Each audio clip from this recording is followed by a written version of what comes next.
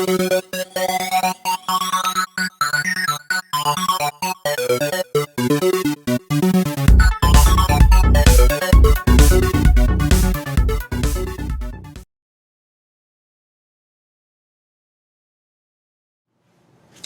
everyone.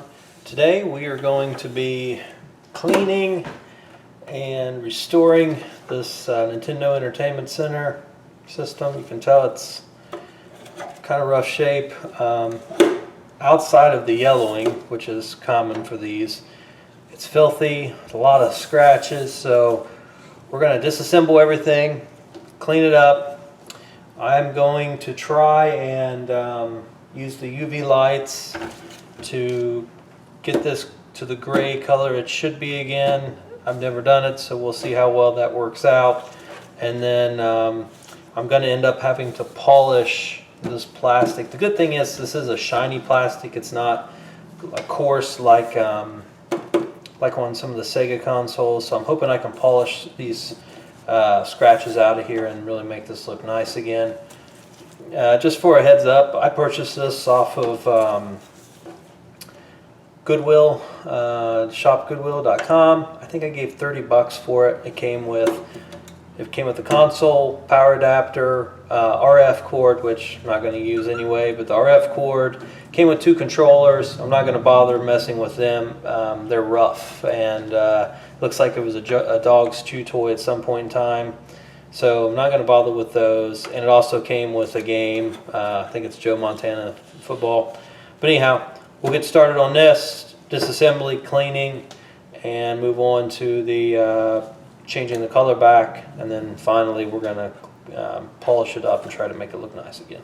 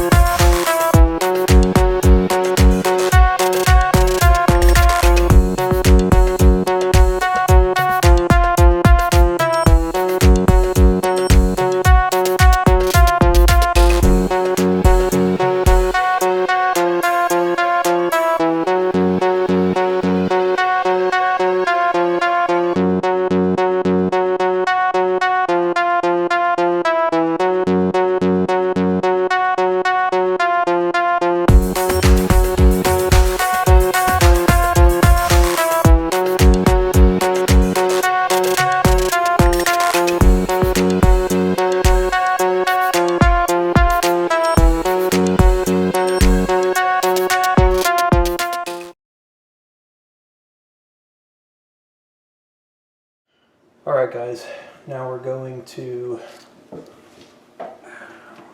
scrub the parts, get them nice and clean.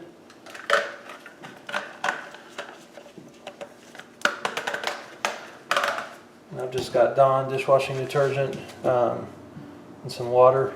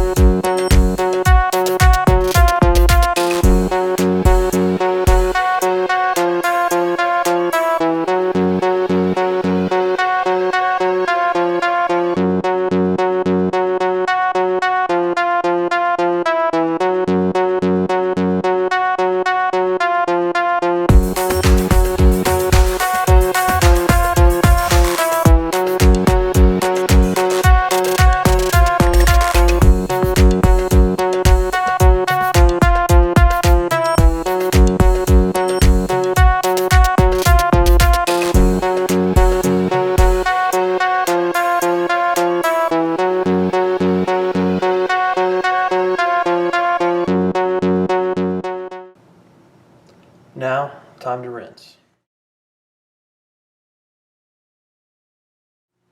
Okay guys, we got the console cleaned up real well. Now we are going to let it sit in the peroxide and under the UV lights to see if we can turn it back to its original color. And then afterwards we'll do a little bit of polishing on the top to get some of these scuff marks off. What I purchased is this 12% hydrogen peroxide. You can get this from Amazon in different quantities. I didn't see it at any local stores. Maybe some of them would sell it, but I got this from Amazon.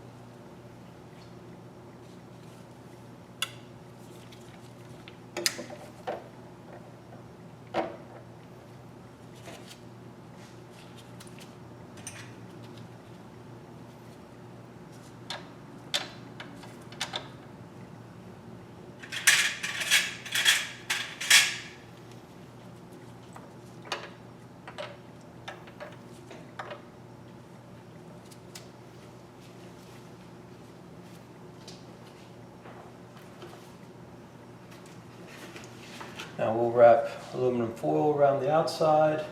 And then I'm going to use these UV lights that I also purchased from Amazon. I think these were 12 bucks, something like that. And we're going to put these on the, tape these to the underside of the lid and close it up, turn it on, leave it on for a few days, and then see what we got. I will show you guys what this is going to look like before, after I get the aluminum foil and these taped to the lid. I'll show you what it's going to look like right before we let it soak for a couple of days, and then we'll pick up afterwards once the peroxide's done its job.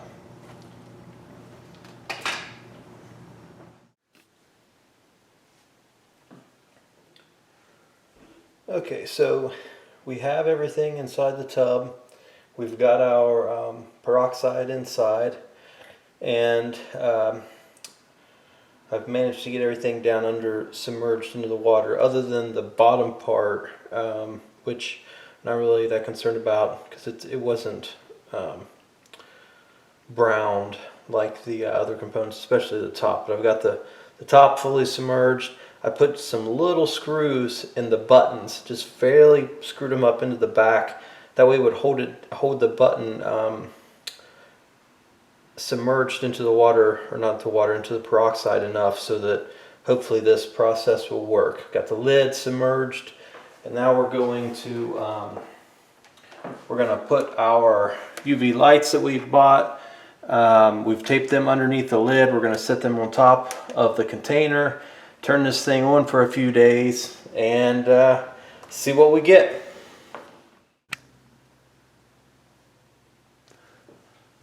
Alright guys, so we've had the NES sitting inside the peroxide now for almost 4 days.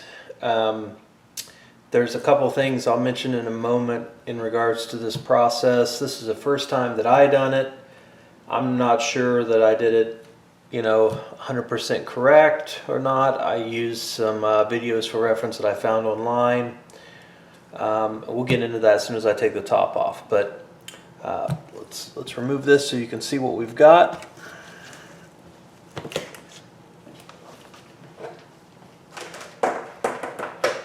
So you're probably wondering, why do I have sockets inside sitting on top of things? And I'll explain that. You see these videos online of people restoring these game consoles, but everything's edited obviously, and one thing that I hadn't seen online was in regards to the bubbling that occurs when you have the peroxide under the UV lights. So I had everything laying in here nice and flush with the bottom. The weight of the case allowed it to sit on the bottom, and then that was for about a day, and I opened it up just to look and see how everything was looking, and well, there was bubbles everywhere. Obviously the bubbles underneath the shell of the or the case of the Nintendo made it rise to the top, which meant that it wasn't being fully submerged in the peroxide. So at that point I was just thinking of something that I could use to set on top of this to hold it under the water. And so what I did was I just grabbed some sockets that I had to set on top of these. Now, is there an issue with using the sockets? Maybe, I don't know. But I wanted to use something that wasn't that big, that would put enough weight down regardless of the bubbles to keep it submerged. Is there a different way to do this, or a better way? Probably. I didn't know how to do it, so this is what we got. Now I will say that just as an initial glance, everything does look pretty good in regards to the brown color going away from the case and the parts and the buttons and everything. So I think it did what we wanted it to do. But again, just something to take note of is you're going to want to come up with some way to keep everything submerged. And maybe, like I said, maybe there's a better way. You could probably look something up online and figure this out, but I didn't know how to do it, so this is what I did. But it seems to have worked. So what I'm going to do now is I'm going to remove everything from the water, get it rinsed, or from the peroxide, sorry, rinse everything off with water, and then we'll take a look at how everything really turned out at that point and go from there. Okay, you guys, so I got everything taken out of the peroxide, rinsed it off real good, and I'll say I'm pretty happy with the results.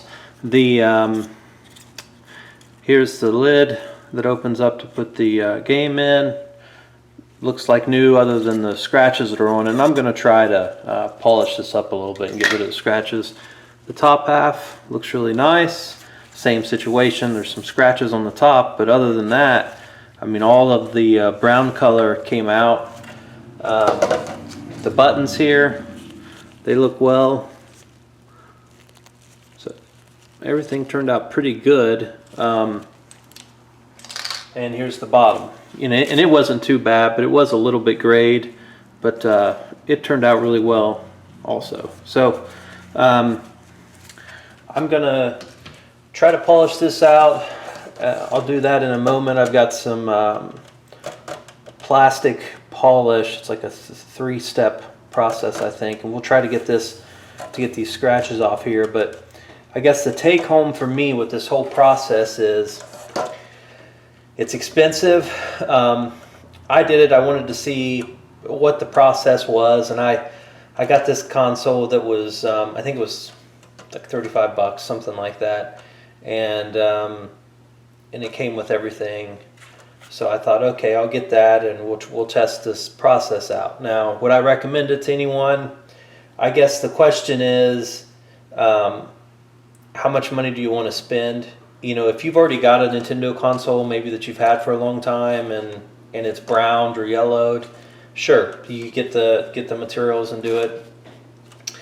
Would I just go buy a console to try to save money? No, because you're not going to save money. You can get a good condition NES for around 100 bucks. And it took me 2 gallons of that peroxide to do this, and it wouldn't have hurt if I would have had a little bit more, but I wasn't going to buy another because they're close to $30 per jug. So you figure out $60 for the peroxide. I think it was $15 for the lights. I already had a plastic container that I was able to use. If you don't have that, you're going to have to purchase that. Anyhow, you're going to be in plus whatever price you pay for the console, either 100 or more, to do the whole process, plus you're the one doing all the work. So I would say if you're wanting one, just to purchase one that's already in good shape, or again, if it's something that you've had for a while and you're just wanting to make it look new again, okay, fine. But I wouldn't go buy a console and then go through this process. It's not going to save you time or money. But it does work. You see, this is the first time I did it. I had good success with it. It wasn't hard. You need to have something to hold it into the water or into the peroxide. I use sockets, but just as long as you have something that'll keep it submerged throughout the time that you do it. How long do you need to do it? I don't know. I checked on it every day, and once it got to the point that I thought it looked pretty good, I took it out. This is the 4th day. Again, everything looks like it should as far as the gray color, so to me that was good enough to pull everything out. Okay, now we'll polish, which we're going to try anyways, to polish the tops. If that works out good, then we'll go on to the final assembly and be done with this project.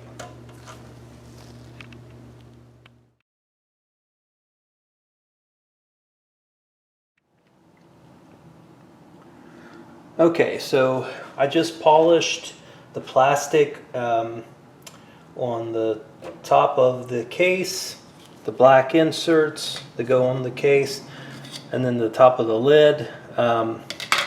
Worked out pretty well. If you can see, it's probably hard to see on the camera, but there was some decent gouges in it. There's some just very light, not very noticeable things now, but I got out the majority of the main scratches and it really polished everything up nice. Also, the black turned out really well, these little black trim pieces.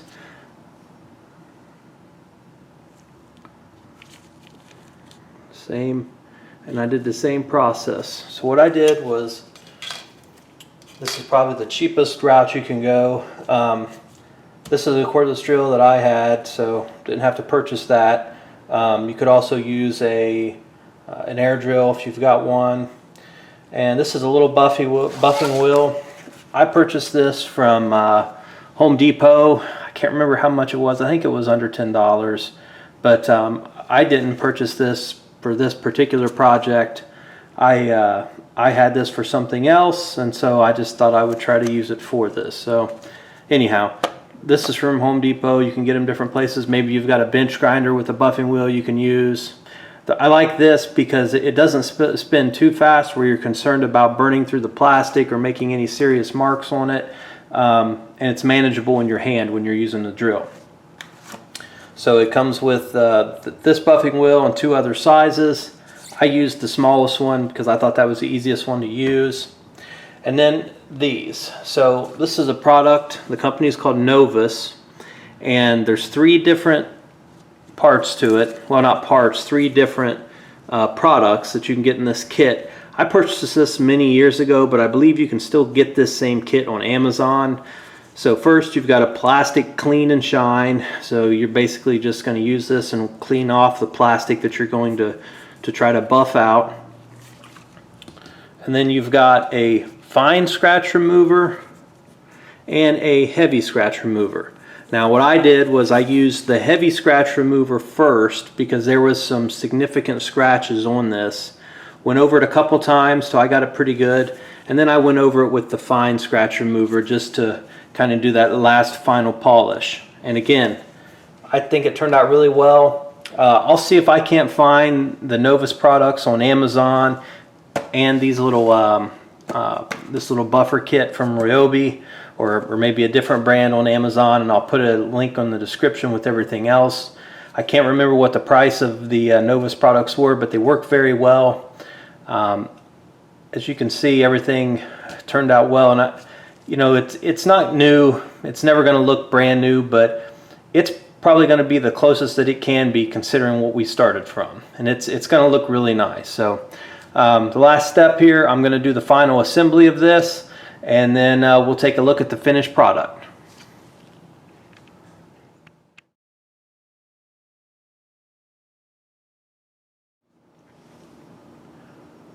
Alright, so here you have it, guys. I think it turned out really well, especially compared to how it was whenever I received it. Everything's back to the original colors. We got everything cleaned. Looks pretty good. So again, can you turn these back to like new condition? Yes. Should you do that? Depends on how much money and time you want to invest in it. I would consider either purchasing a new one or not a new one, one that's already in this condition, unless you've got one already and you're just wanting to restore it.